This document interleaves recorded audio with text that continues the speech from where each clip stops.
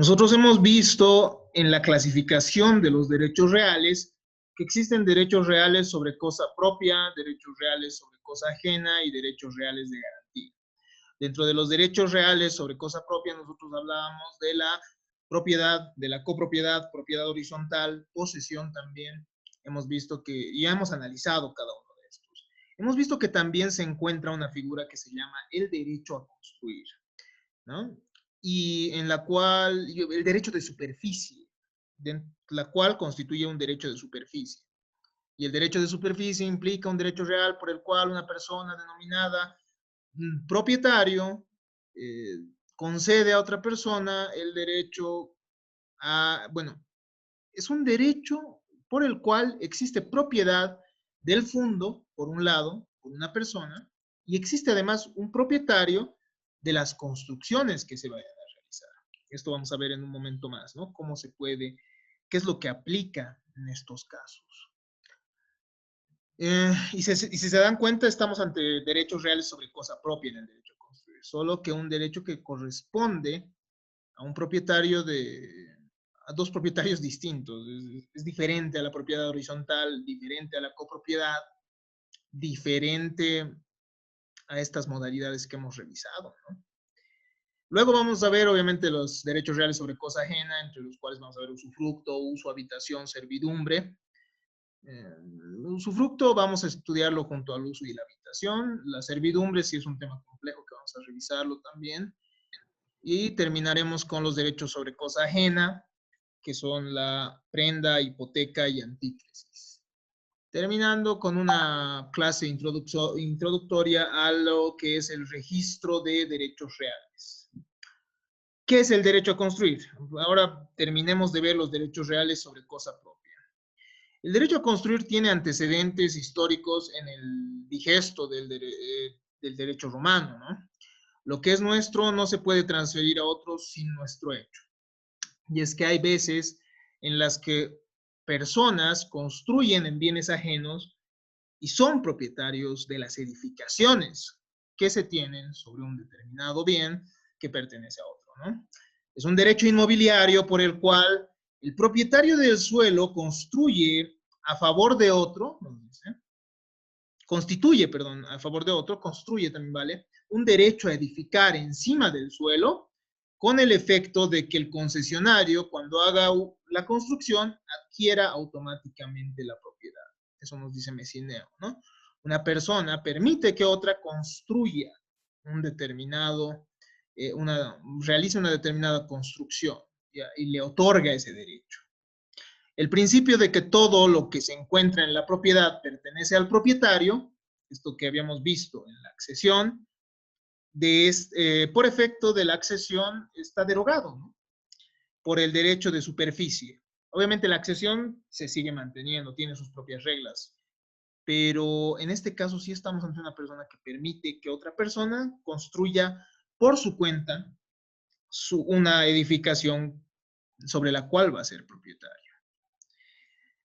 Consiste en la propiedad de edificios o plantaciones situados en un terreno ajeno, ¿no? Esto es lo que nos dicen Planiol y Ripert.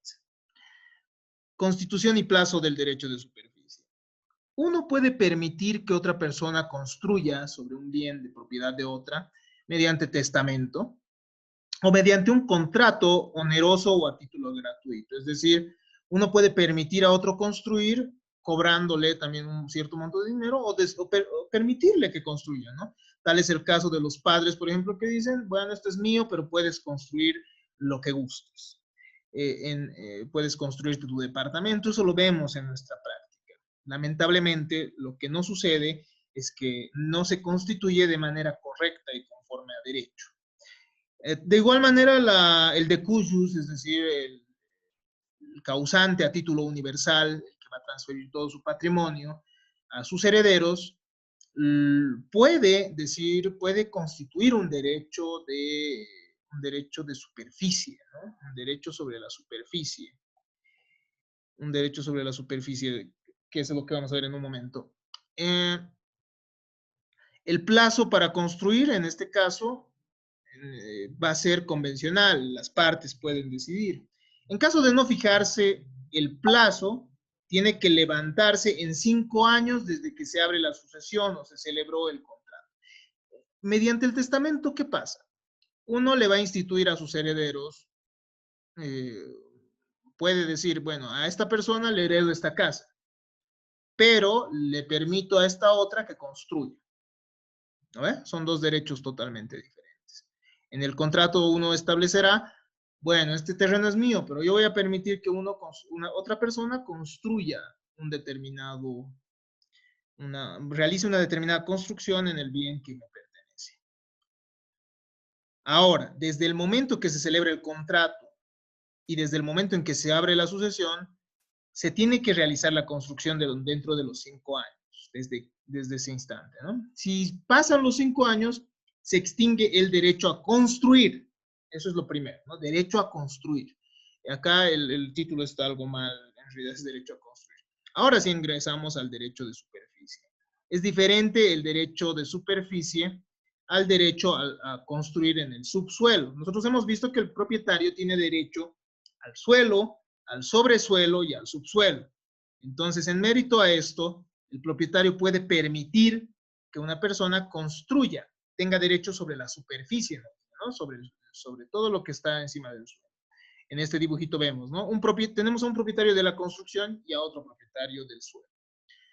Carlos Morales Guillén nos dirá que es una forma de propiedad inmobiliaria distinta al derecho de propiedad ordinario, ya que tiene un objeto diferente, ¿no? No estamos ante copropietarios, si se dan cuenta.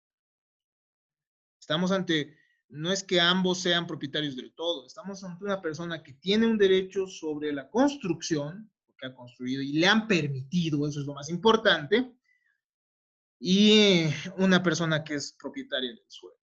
En la propiedad superficiaria, el objeto es una cosa considerada solamente en cuanto emerge del suelo, al que se añade a lo sumo lo necesario para fundar la cosa misma en el suelo, la cimentación, las raíces, mientras que el suelo sobre el que se apoya la cosa inmueble, mientras que el suelo sobre el que se apoya pertenece a otro propietario, ¿no? Este tiene una propiedad que es partida, tiene la del suelo, pero no la de lo que se sustenta en el suelo y que emerge de él, ¿no? En el dibujito está claro a qué nos referimos con este derecho de superficie.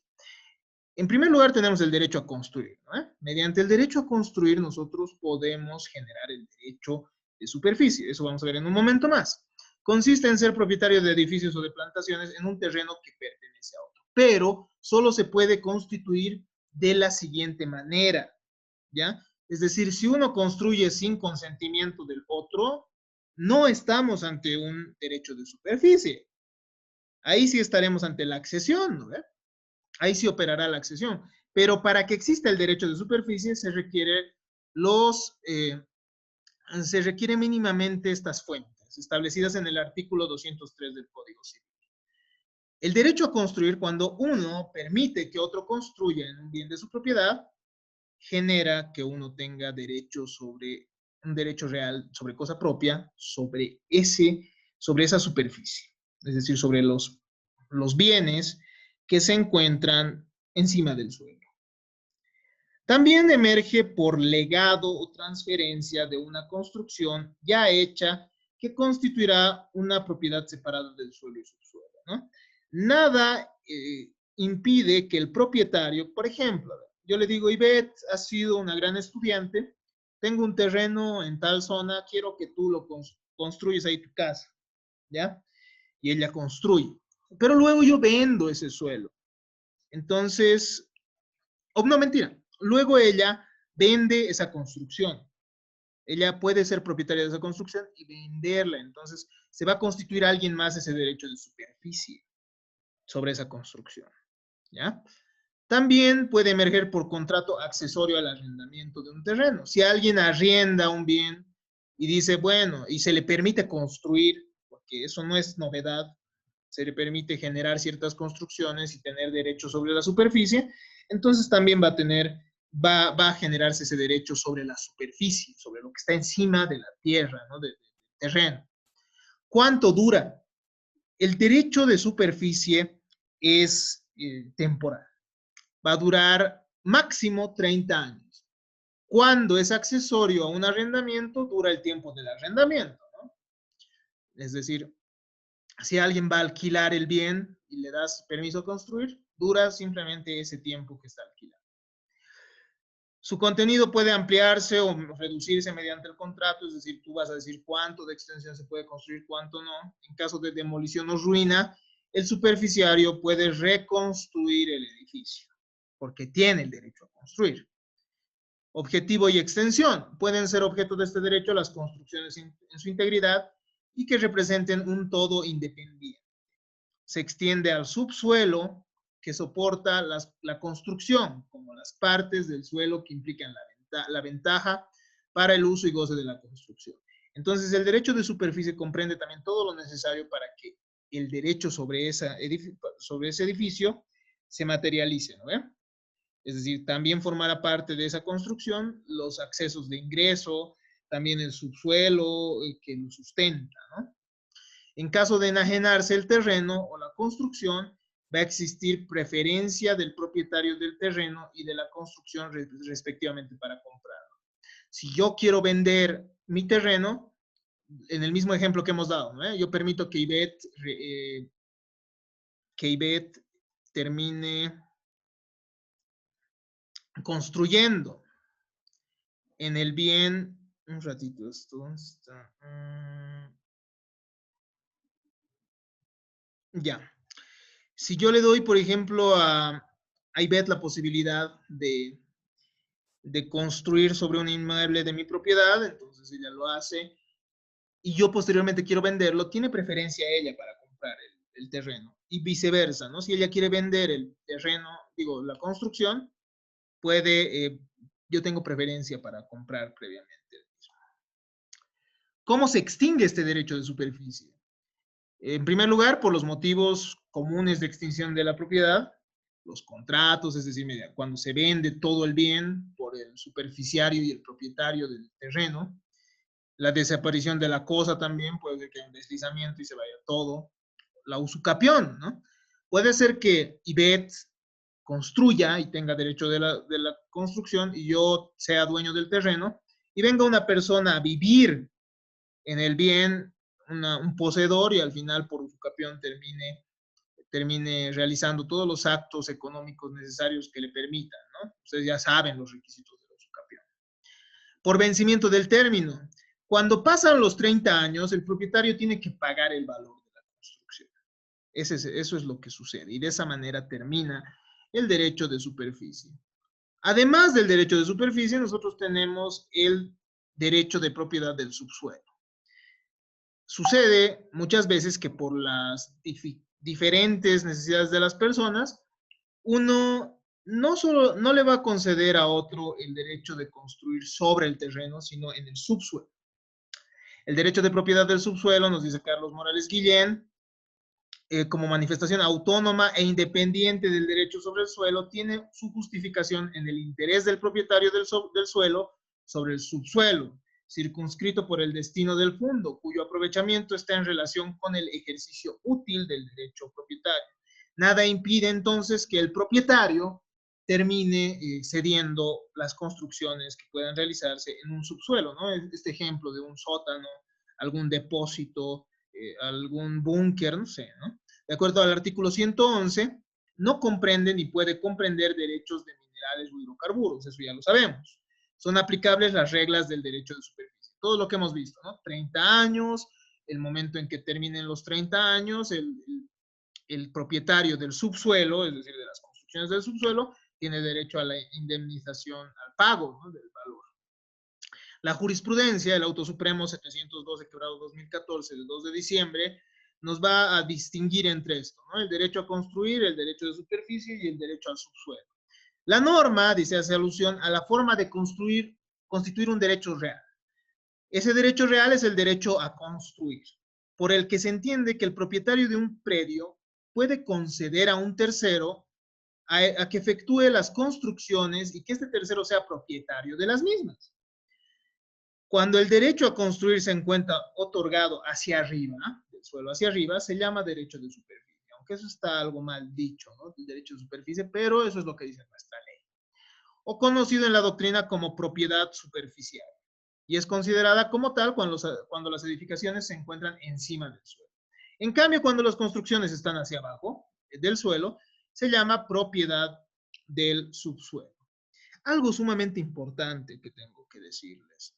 El derecho a construir tiene que establecerse necesariamente por escrito, ¿ya? Es un requisito sine qua non, es decir, que si no existe esto por escrito, sencillamente no tiene validez, ¿ya? Y es por eso que muchas veces en nuestra sociedad se generan los problemas, ¿no? Fallece el padre, no hay documento alguno que acredite que las construcciones son del hijo, entonces todos los herederos terminan repartiéndose el bien, ¿no? Y esto nosotros podemos encontrarlo, déjenme ver un momento esto, expresamente establecido en nuestro Código Civil, en su artículo, déjenme revisar un poquito de esto.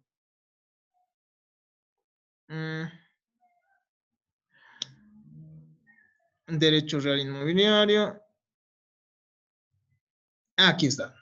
Lo encontramos en el artículo 203, parágrafo 2. Es un requisito necesario. Los contratos respectivos para constituir el derecho de superficie deberán necesariamente celebrarse por escrito. ¿Ya? Es un requisito establecido por ley. Si no se establece por escrito, lamentablemente no existe una prueba válida que demuestre que los terrenos van a pertenecer a otra persona.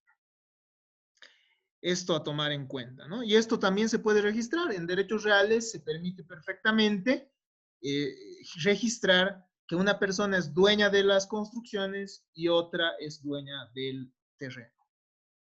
Pero como se han dado cuenta, esto tiene sus propias reglas, que ya las conocen y que les servirá para la solución de conflictos. De esta manera hemos terminado.